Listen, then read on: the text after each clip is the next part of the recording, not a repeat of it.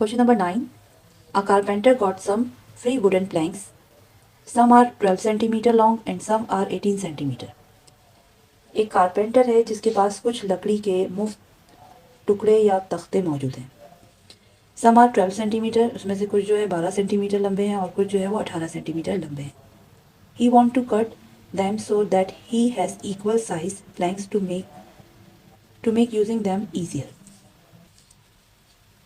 Carpenter इन टुकड़ों को काटना चाहता है ताकि उसके पास बराबर साइज़ के टुकड़े जो हैं या तख्ते जो हैं वो इस्तेमाल हो सके आसानी के साथ. What size planks should he cut them into to avoid wasting any wood? मतलब वो कारपेंटर लकड़ी के टुकड़ों को कुछ इस तरीके से काटना चाहता है कि लकड़ी के कुछ टुकड़े कोई भी टुकड़ा ज़ाया भी नहीं हो और वो उन्हें इस तरीके से काट ले कि सब इस्तेमाल में आ जाए. तो चलिए स्टार्ट करते हैं. Solution. This problem can be solved using HCF. 12 centimetre का आपके पास एक लकड़ी का टुकड़ा है और दूसरा टुकड़ा 18 सेंटीमीटर है. तो इन दोनों टुकड़ों में से उसने क्या करना है, वो कह रहा है कि मैं लकड़ी के टुकड़ों को कुछ इस तरीके से काटना चाहता हूँ कि उसमें से कोई भी लकड़ी का टुकड़ा ज़ाया नहीं हो और वो फाइंड आउट हो जाए हमें कि हमें किस साइज़ में काटना है. तो आप याद रखिए, कभी भी बड़ी चीज़ में से जब छोटी चीज़ फाइंड आउट करनी होती है तो हम वहाँ पे HCF का यूज़ करते हैं. स्टार्टिंग में भी हमने क्वेश्चन नंबर 1 में यही सीखा था, डिवीजन मेथड में और फैक्टराइजेशन मेथड में. HCF जब भी हम फाइंड आउट करते हैं तो HCF के लिए हमने क्या करना होता है, जो सबसे आंसर में वो चीज़ आती है जो सबसे छोटी पावर होती है. सो यहाँ पर भी आपके पास 12 और 18 को, इन दोनों को किस साइज़ में कट करें कि आपके पास आंसर भी आ जाए और कोई भी लकड़ी का टुकड़ा ज़ाया नहीं हो. तो वहाँ पे हम यूज़ करेंगे HCF method. The HCF of 12 centimetre and 18 centimetre are.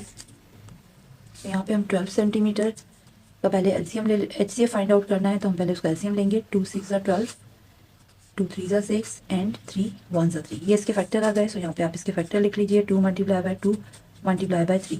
अब हमें फैक्टर फाइंड आउट करने हैं 18 के. सो 18 यहीं से स्टार्ट करते हैं. 18 इंटू 2 के साथ. तो ये हो जाएगा 2 9 सा 18, 3 3 सा 9 एंड 3 1 सा 3. सो ये इसके फैक्टर बन जाएंगे. 2 मल्टीप्लाई बाय 3 मल्टीप्लाई बाय 3. अब हमें फाइंड करना है HCF. HCF का फार्मूला होता है कॉमन फैक्टर. कॉमन फैक्टर, अब इसमें आपके पास जो जो कॉमन फैक्टर है वो आपके आंसर में लिख दिए जाएंगे. तो यहाँ पे एक फैक्टर ये बन रहा है 2 का और दूसरा फैक्टर कॉमन 3 का आता है. 2 multiply by 3 is equals to 6 centimetre. So HCF जो आपके पास निकलेगा वो 6 सेंटीमीटर होगा. सो ये हो जाएगा आपका answer. HCF equals to 6 centimetre. Then आप यहाँ पे लिख के दिखाइए. The carpenter should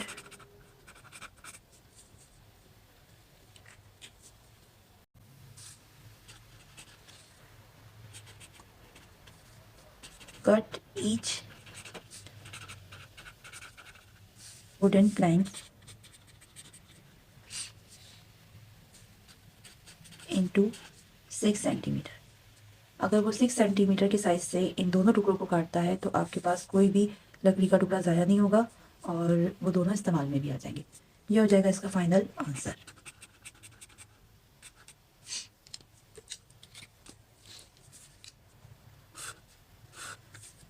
अब चलते हैं क्वेश्चन नंबर 10 की तरफ. Question number 10. Train A and train B stop at Hyderabad as 10:30 AM. Train A और ट्रेन B जो है वो हैदराबाद में रुक रही है 10:30 बजे. दोनों एक साथ रुकती हैं 10:30 बजे. Train A stops every 12 minutes. Train A जो है हर 12 मिनट के बाद रुकेगी. And train B stops every 14 minutes. और ट्रेन B जो है वो हर 14 मिनट के बाद रुकती है. When do they both stop together.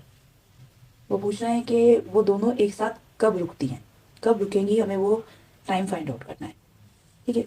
तो अब देखें यहाँ पर आपके पास ट्रेन A ट्रेन B 10:30 बजे रुकी हुई है. उसके बाद जब वो स्टार्ट होकर चलती है तो ट्रेन A जो है हर 12 मिनट के बाद रुक रही है और ट्रेन B हर 14 मिनट के बाद रुक रही है. अब ये दोनों एक साथ जब मिलेंगी तो वो टाइम हमें वहाँ फाइंड आउट करना है कि वो टाइम क्या होगा, कितने मिनट्स के बाद वो एक दूसरे से मिल सकेगी. Solution. This problem can be solved using least common multiple LCM. लाजमी सी बात है, अगर 10:30 बजे वो एक साथ रुकी हैं और फिर चलना स्टार्ट किया तो 10:30 के बाद आगे अगर जाएंगे तो हमारे पास आगे टाइम बढ़ता है। जहाँ टाइम आपके पास या जहाँ पर वैल्यू बढ़ती है वहाँ पे हम least common factor least common multiple का यूज़ करते हैं। सो इस सवाल के लिए हमें least common factor find out करना पड़ेगा। Train A stops every 12 minutes, train B stops every 14 minutes. तो इन दोनों का आप एलसीएम फाइंड आउट कर लीजिए, फॉर्मूले में पुट कीजिए और उसके बाद आंसर निकालते हैं। यहाँ पे सबसे पहले 12 का एलसीएम लेते हैं।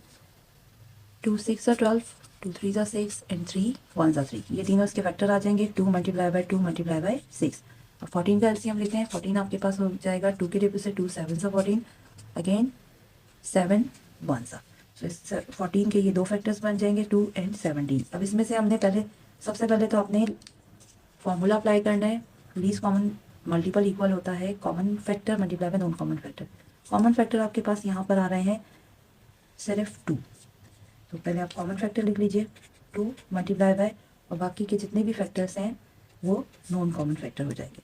2 multiply bye 2 multiply bye 6 multiply by, ये फैक्टर 3 है आपके पास।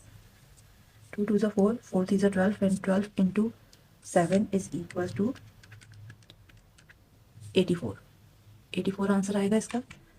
LCM is equal to 84 minutes. 84 minutes के बाद आपके पास ये दोनों ट्रेन जो है आपस में मीट करेंगी। अब 24 को हम कन्वर्ट करते हैं टाइम में। यहाँ पे तो 24 मिनट्स है, हमें इसे कन्वर्ट करना है आवर्स में और मिनट्स में। तो इसकी कन्वर्जन भी देख लीजिए किस तरीके से होगी। तो यहाँ पे कन्वर्जन आपके पास हो जाएगी 84 मिनट्स आए। 84 एक घंटे में हम जानते हैं 60 मिनट्स होते हैं। तो 60 में से अगर हम 84 में से 60 को माइनस कर देंगे तो ये बचेंगे 24 मिनट्स। अब कन्वर्ट करना है हमने इसको आवर्स में और मिनट्स में। तो ये हो जाएगा आवर्स एंड मिनट्स।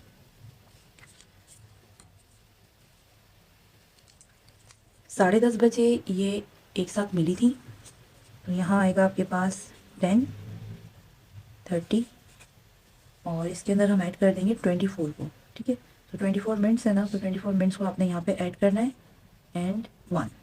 1 घंटा 24 मिनट, 1 घंटे 24 मिनट के बाद ये आपस में मिल जाएंगी। तो जब आप इनको ऐड करेंगे तो आपके पास टाइम आएगा 11 इंटू 4 और ये 52। 11:54 पे ये आपस में मीट कर जाएंगी। सो अब यहाँ पे आपने लिख के दिखाना है बोथ ट्रेन स्टॉप टुगेदर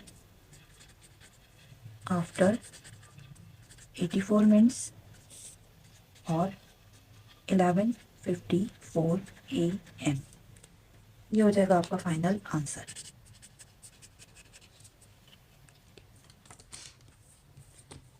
यहाँ पर आपके पास एक्सरसाइज नंबर 5.1 के तमाम पार्ट्स जो हैं कंप्लीट हो गए हैं। अब हम स्टार्ट करेंगे एक्सरसाइज नंबर 5.2। उसके लिए आप मेरे नेक्स्ट लेक्चर का इंतज़ार कीजिएगा। अल्लाह हाफिज़।